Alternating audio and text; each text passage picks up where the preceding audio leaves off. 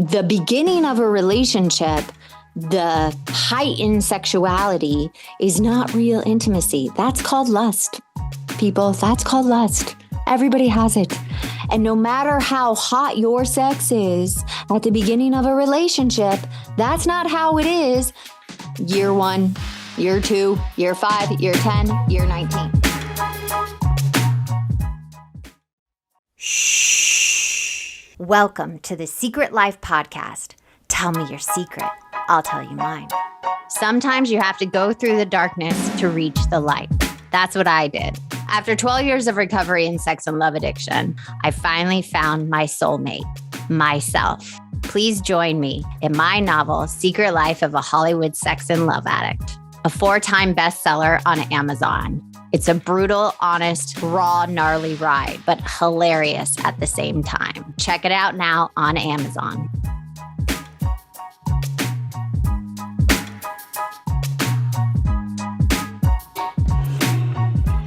Welcome to Secret Life Podcast. I'm Brianne Gantt. Today I'm pulling back the curtains of all kinds of human secrets. We'll hear about what people are hiding from themselves or others. You know those deep, dark secrets you probably want to take to your grave? Or those lighter, funnier secrets that are just plain embarrassing. Join me each week as we deep dive into one subject, exploring the how, what, when, where, and why of it all. Get ready for a more focused and revealing journey into the human experience. This new chapter of Secret Life, I am excited to have you join me along for the ride. And today we are talking about the 5 types of intimacy. We got physical intimacy, emotional intimacy, intellectual intimacy, spiritual intimacy, and social intimacy. Okay, the reason why I wanted to talk about this, so I know last week we did the porn, right? The porn, talking about the porn and the importance of that it really hit the emotional and sexual intimacy. But I think that's where people stop. They always talk about like emotional intimacy, physical intimacy.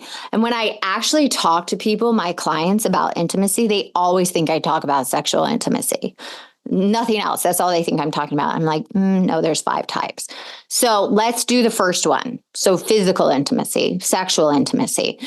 That's the one I talk about the most, obviously being an addict in recovery of sex and love addiction, after 14 plus years. That's what I focus on a lot. So the sexual intimacy, healthy couples, a lot of couples, my husband and I just celebrated 19 years together, and we even have to work on sexual intimacy. When you've been together a long time, you have to lean into different types of sexual intimacy because the beginning of a relationship, the heightened sexuality is not real intimacy. That's called lust, people. That's called lust. Everybody has it. And no matter how hot your sex is at the beginning of a relationship, that's not how it is year 1, year 2, year 5, year 10, year 19. Just not how it is. So I always tell people, and people hate when I say this, look at the hottest person walking on the streets of New York. Someone is tired of fucking them. Someone is tired of it. So you have to, with your partner or who you're with, redevelop sexual intimacy. Really work on it. Look at where I need to go deeper with the sexual, physical intimacy. And if you have any trauma in your past, that's actually really difficult. So I'll give you a little story. When I started my recovery, I shut down the sexual intimacy. I couldn't actually connect the emotional intimacy and the sexual intimacy because of my trauma in the past. So when I loved you, I couldn't have sex with you because it wasn't dirty, seedy, and wrong. The needy, seedy, and greedy part. And I couldn't connect the two. I could not do it. So it was really hard for me. So I had to learn how to lean into it, hug longer. Ugh. Still difficult. I'm like, lay naked and hug while laying naked, but not to be physical, kiss longer and just keep it to kissing. It was like different levels of intimacy. Or if I felt like I was getting high off of being intimate with Mark, I would then have to like stop doing it. It was such a pain in the fucking ass. It was so annoying because I wasn't allowing myself to use another human body to get off, because everything before was just to get off and escape and feel that high, that rush, and that release, right? It was to actually be with another person and connect with them, not in a way to escape myself. All right. The emotional intimacy. Okay. This one I love. I love emotional intimacy. I mean, I was one of those people that I would say I love falling in love. It's my favorite thing in the world to like the person I am like madly fall in love right away. But that's called love bombing, as most of you know if you've listened to my podcast for 3 years.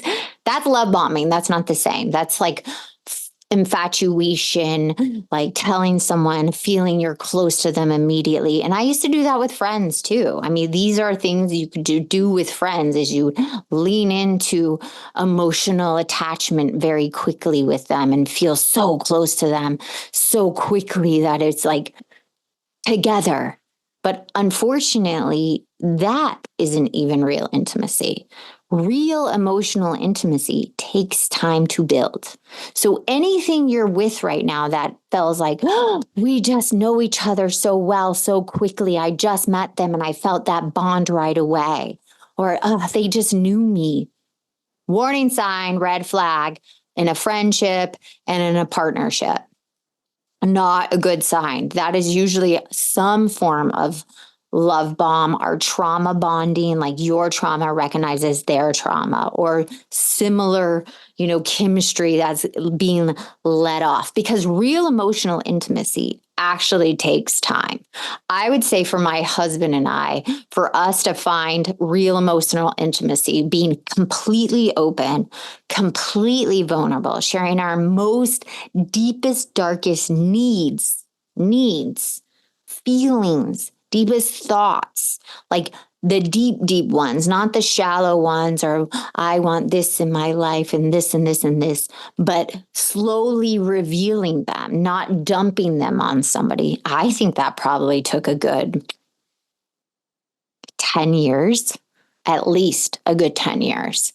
Major therapy, major work on ourselves, major looking at ourselves, seeing where am I using that other person to fill me? Because emotional intimacy is being a whole person myself and just having someone there to be with, but you don't need them. They're there to support, but they don't fill me. And before, I thought emotional intimacy is where you enmesh with them and you become one with them. And that is not true. That is just plain, you are not a whole person and you are using someone else to complete you. And that never works, because usually the person you pick is not a whole person either. So what happens is after a couple of months together or longer, you realize you don't even know that person and you guys start triggering the shit out of each other. And then your emotional needs are never filled and it's unrealistic expectations, and then childhood shit comes up, and then everything just turns into crisis, and that's what happens. Okay, intellectual intimacy. I didn't know this one existed. You would think I would, but I didn't for the longest time. So this is about watching films together, poetry, going to museums, talking about politics, getting complex issues, really outside looking, the bigger issues of the world and talking those things through. And this is one that you wouldn't think is an intimacy, going into the next level, but it is. It's healthy curiosity and learning about each other. And I say this is a good one for first dating. Look at Intellectual intimacy as a first dating tactic. Who is this person? What do they think of the world? What are their beliefs? What do they like to see? What's their favorite art? What's their favorite film? What's their favorite poetry to read? What kind of books are they reading? Those kind of things I love to give for first dates, the first 5 dates. Ask those kind of questions. Here's the funny thing though. Doesn't mean you have to share the same interests as your partner, because Mark and I have been together for 19 years. We do not. We do not share the same interests. He loves Japanese films. You could literally poke me in the eye, put me to sleep. I rather not. Thank you very much. And our first year, I would go to watch these Japanese film subtitles, and I would just literally be like, snooze fest. I mean, I can't even tell you how many plays he made me see. Even though I'm an actor, I fucking hate plays. I am not a stage actor. I have no interest. I literally hate plays. And he made me go to so many of them. And finally, I just said, enough. Go with a friend. I am not interested. I'd rather sit on the couch and watch Dateline. I do not want to go on a Friday night and waste $30 to see that play. You can go by yourself. You can go to the museum by yourself. I love art, but I don't want to walk around in a museum on a Saturday. No, thank you. No, thank you. Yes, that's a rom-com. I've done it with you about 70 times. I am not interested anymore. Go do it by yourself. Take yourself on a date. Go out with a friend. Just because your partner likes it doesn't mean you have to like it. That is the main thing, because a lot of people I work with think they have to like the same things. My husband and I do not like the same things. He does not want to sit and watch Dateline with me. He does not want to do the same things I want to do. We have different interests, and that still means we can expand our intellect with each other, but it doesn't mean we have to like the same things. Okay, spiritual intimacy. I actually think this one's huge. I think this one has changed my relationship with my husband more than anything else. You don't have to have the same religious beliefs, but to have the same concept of the universe, I believe brings a couple closer together. This is my belief, take it or leave it. Or thoughts, feelings, belief about some spiritual moral beliefs, life after death beliefs, any of those things, or speaking of like a God or a higher power or universe or who's actually running the show, all of that really helps a couple move through life on life's terms.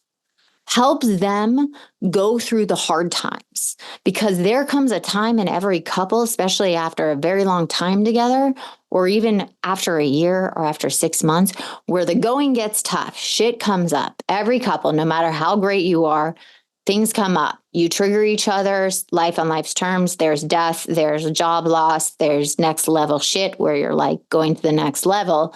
And you have to look at, this is hard. And you have to sometimes go to, okay, this is bigger than us. And what is this bigger than us? And that has really helped our relationship move to the next level of intimacy, because it's not on our shoulders where sometimes we can't figure it out. We can say, okay, we don't understand what's going on now. I still love you. We can't come to a decision. So let's just turn this over to something bigger than us to help us figure this out. And sometimes then we go to our separate corners and have our whatever we do to help us come to the next level of understanding, so we can come together and make a decision, whatever that is. So I think if I could say the one thing that has helped our relationship grow over 19 years is a spiritual intimacy. That we believe in the same things, we talk and value the same things, our morals are very similar.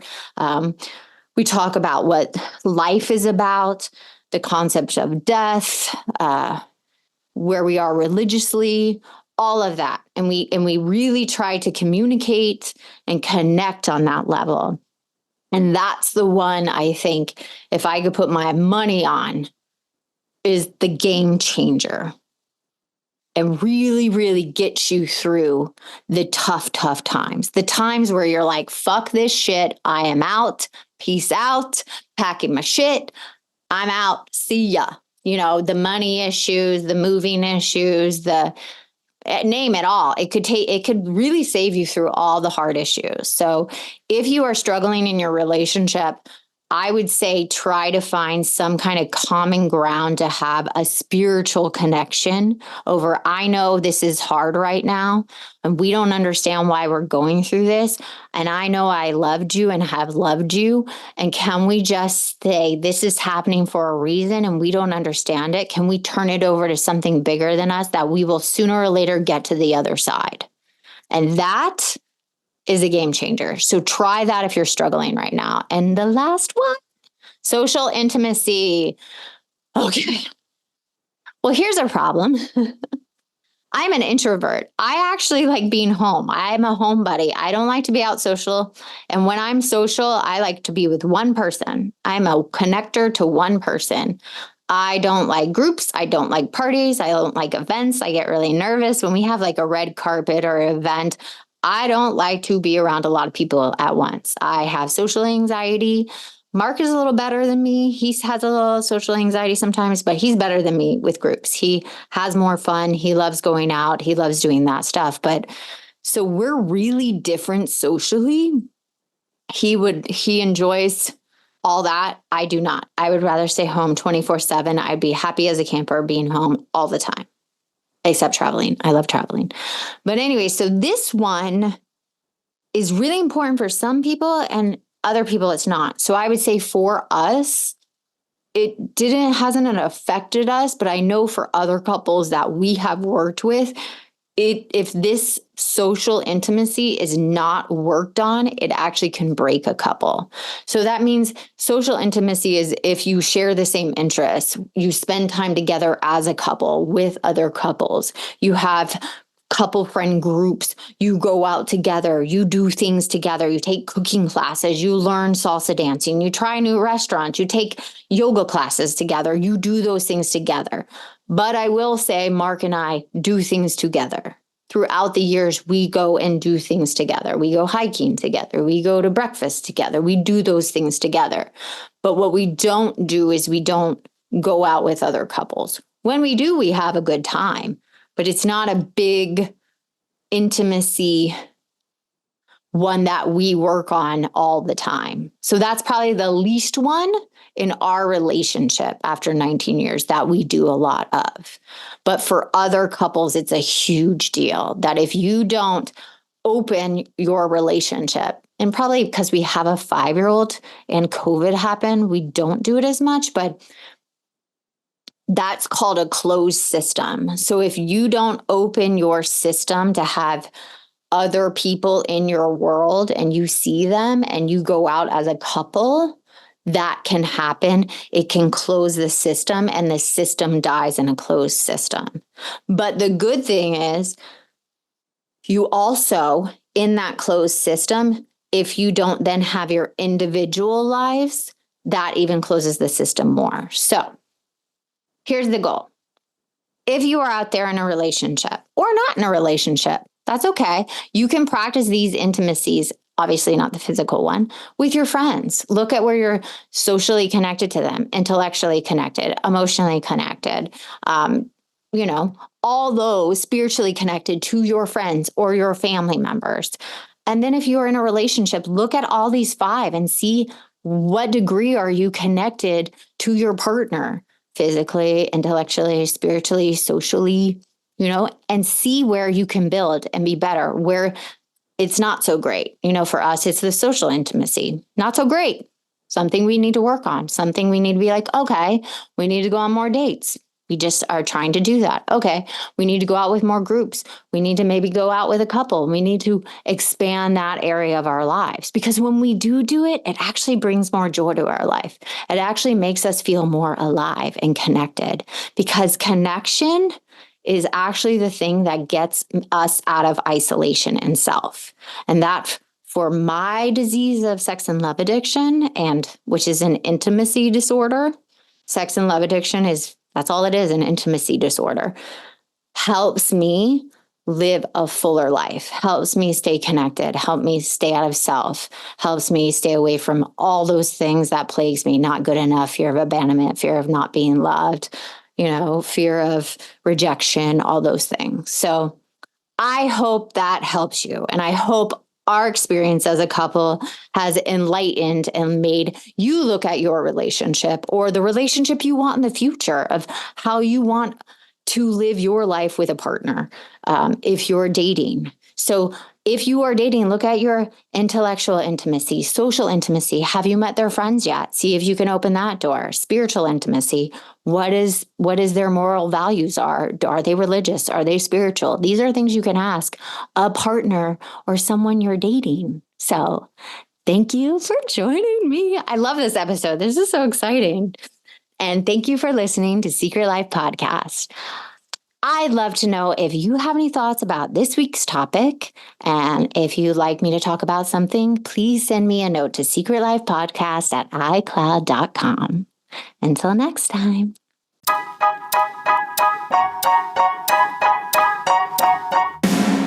Thanks again for listening to the show. Please subscribe, rate, share, or send me a note at secretlifepodcast.com. And if you'd like to check out my book, head over to secretlifenovel.com or Amazon to pick up a copy for yourself or someone you love. Thanks again. See you soon.